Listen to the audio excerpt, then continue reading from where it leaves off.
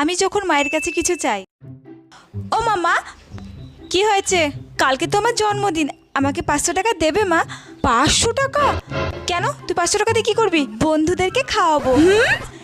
এক পয়সা ইনকামের মুরদ নেই, ওনাকে 500 টাকা দিয়ে বন্ধুদেরকে জন্মদিনে খাওয়াতে যাবে? বেরো ওখান থেকে, বেরো। সবসময় তুমি আমার সাথে এমন করো, তাও না মা। তুই আরেকবার টাকা চেয়ে দেখ, মেয়ের মুখ ভেঙে দেবো কিন্তু বলে দিলাম। সবসময় এরকম করে। দূর। বোন যখন মায়ের কাছে কিছু চাই, মা মা কাল তো আমার জন্মদিন, আমাকে 10 টাকা দাও না, আমি আমার স্কুলের বন্ধুদেরকে চকলেট কিনে দেবো। না না পুটিমা, তোকে টাকা পয়সা খরচ করতে হবে না, তার চেয়ে বরং কালকে তো জন্মদিনে তোকে আমি ভালো ভালো রান্না করে খাবো, ঠিক আছে মা?